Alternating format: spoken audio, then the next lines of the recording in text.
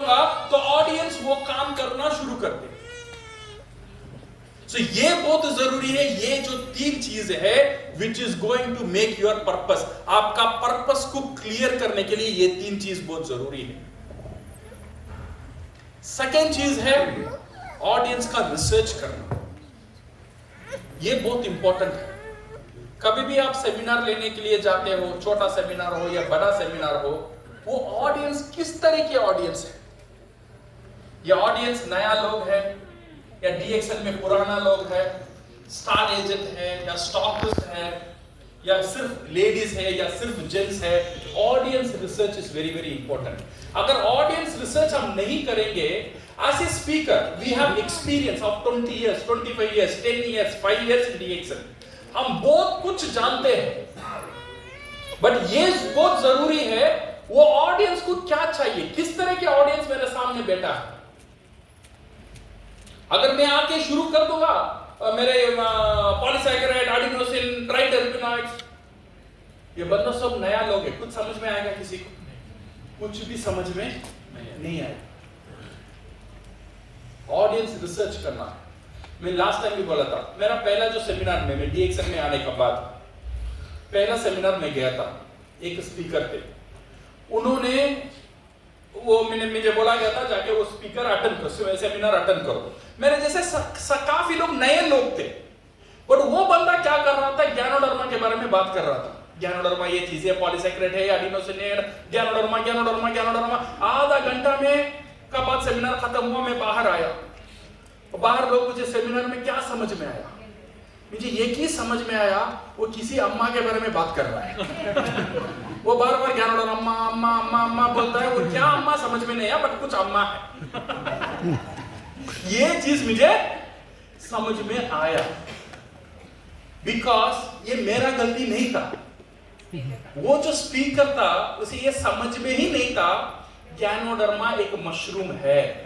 ये बोलेंगे तो मुझे समझ में आएगा, ज्ञानोडर्मा ज्ञानोडर्मा, तो मैं तो किसी का अम्मा ही है पक्का। ज्ञानोडर्मा अच्छा है, ज्ञानोडर्मा ये करता है, अच्छा ज्ञानोडर्मा मशरूम है, ये लाल मशरूम है। ये इंफॉर्मेशन तो मुझे वहां पे नहीं मिला, क्योंकि वो स्पीकर ने ऑडियंस रिसर्च ही नहीं किया। वो सोच रहा था ये सारी ऑडियंस ऑलरेडी डीएक्सएल के बारे में जान चुके हैं, बट यहां पे इतने ऑडियंस बैठे हैं जो डीएक्सएल के बारे में एबीसीडी नहीं जानते। तो ये ऑडियंस रिसर्च करना बहुत बहुत जरूरी है। एक बार मैं बैठा था, छोटा था, जब he was in 3rd standard और 4th स्टैंडर्ड, मैंने उसे एक एग्जीबिशन लेकर गया। वो एग्जीबिशन थोड़ा महंगा भी था, but I thought my son will enjoy. Okay, मैंने प्राइस पे किया, मैंने उसे एग्जीबिशन लेके गया, हाथ पकड़ के लेके गया। वो एग्जीबिशन रियली ब्यूटीफुल था, बहुत अच्छा था। बड़े बड़े बलून्स थे वहां पे, कुछ एक्रोबैटिक थे, यहाँ पे पपट, इतना बड़ा पपट चल रहा था। ये सब जाके मैं तो एंजॉय किया। मैंने बोला वहां पे देखो ये हो रहा है, वहां पे देखो ये हो रहा है। एक 15 मिनट का बाद मेरा बच्चा चिड़चिड़ करने लगा, पापा घर जाएंगे। अरे वहां पे देखना कितना कलरफुल है, कितना कलरफुल है। मैं उसे कन्विंस करने के लिए बोलता ही जाता हूँ, हाथ पकड़ के लेकर जाता हूँ, but he is not convince. उसे वो इंटरेस्ट ही नहीं आता है वो किसमें, एग्जीबिशन में। वो आधा घंटे के बाद फिर भी बोलता है पापा घर जाएंगे। मैं भी तो जिद्दी था, इतना महंगा टिकट लिया, ऐसे ही घर नहीं लेके जाऊंगा, चल फिर भी तो। फिर भी उसे लेके गया, फिर बताया, फिर वो रोने लगा। मैं देखा था उसका शू का जो लेस है वो खुला रहता था। ओके, मैंने नीचे बैठा, उसका शू का लेस को मैं टाई किया। जब मैं शू का लेस को टाई कर रहा हूं, जब मैं देखता था वो मेरे से छोटा था, उसका नजर में क्या दिख रहा था? सिर्फ टांगे दिख रहे थे, सिर्फ टांगे, ओनली लेग ऑफ, छोटा लेग था, बड़ा लेग था, मोटा लेग था, पतला लेग था, ये सिर्फ लेग दिख रहा था उसमें। और मुझे क्या दिख रहा था? मुझे बलून दिख रहा था, मुझे रोलर कोस्टर दिख रहा था, मुझे पपड़ दिख रहा था, मुझे कलर दिख रहा था, मुझे ये मैजिक दिख रहा था, बट उसे क्या दिख रहा था? सिर्फ टांगे दिख रही थी, सिर्फ पांव दिख रहा था, बिकॉज वो छोटा था। तब मुझे समझ में आया, हाँ, मेरा देखने का विजन और इसका विजन अलग अलग है। जब भी दोनों का विजन सेम नहीं होता है, जो मैं देखता हूं वो देख नहीं पाएगा। इसीलिए मैंने मेरा बेटा को मेरा गोदी में लिया। अब मेरा विजन और उसका विजन सेम हो गया। जब दोनों का विजन सेम था, जो मैं बात में बोल रहा था उसे समझ में आ रहा था। जब मैं बोल रहा था वो एंजॉय कर रहा था। 2 घंटा वी हैव एंजॉयड। तब एंजॉय हुआ जब मेरा विजन और मेरा बेटे का विजन सेम लेवल में था। ऑडियंस भी ऐसे ही है। यू शुड नो ऑडियंस का विजन कहां है। वो विजन के मुताबिक आपको भी विजन को लोअर करना जरूरी है। Then only you will know and your audience will enjoy. Otherwise आप जो भी बोलेंगे उसका सर का ऊपर जाएगा, सो बाउंसर जाएगा। So my dear friends, audience research करने के लिए analyze the size, understand the audience size, demographic, interest, expectation, need, customization, ये सारी चीज इसका अंदर जाएंगे तो लंबा हो जाएगा। So listen all, एक ही चीज याद रखो, ऑडियंस कौन है उसके बारे में समझो, अकॉर्डिंगली आपका स्पीच को प्रिपेयर करो। 4th पॉइंट है जनरेट आइडियाज। अभी पता चल गया है ऑडियंस कौन है, अभी पता चल गया है पर्पस क्या है, अभी हमें इसका बारे में आइडिया कैसा जनरेट करना है।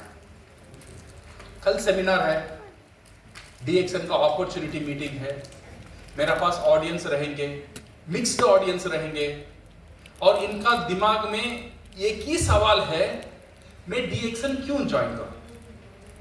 और मुझे 1 घंटा मौका देता है ये सवाल का आंसर देने के लिए। तो मुझे क्या करना चाहिए,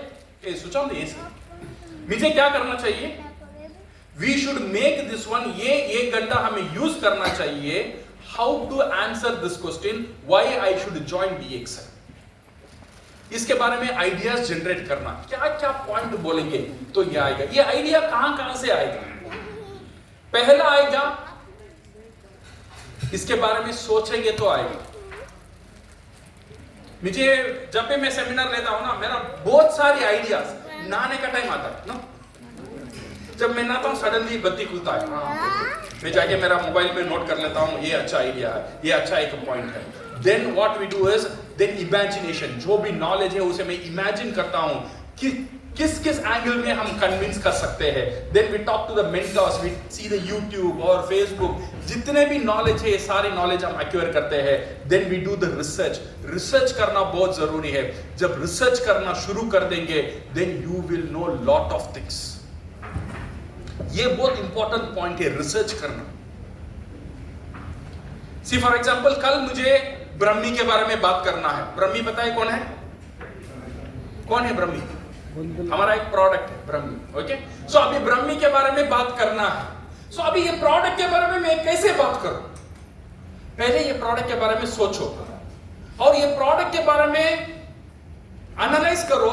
मेरा सेशन का बाद लोगों को ये इंफॉर्मेशन जानना चाहिए, ये प्रोडक्ट मेरे लिए जरूरी है, ये उनको फील होना चाहिए, ये प्रोडक्ट मुझे यूज करना चाहिए, ये इनको एक्शन जाना चाहिए, ये प्रोडक्ट मैं खरीदूंगा, ये action. They have to think, feel and do. अभी ये समझ में आ गया।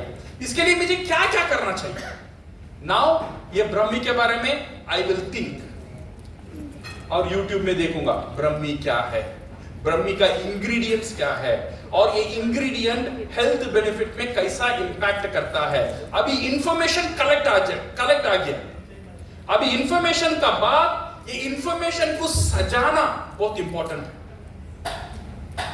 ब्रह्मी किसके लिए गुड है, किसके लिए अच्छा है ब्रह्मी? ब्रेन के लिए, मेमोरी के लिए अच्छा है। ये मुझे पता चल गया, इंफॉर्मेशन लेने के बाद मुझे ये पता चल गया है मेमोरी के लिए ये अच्छा है।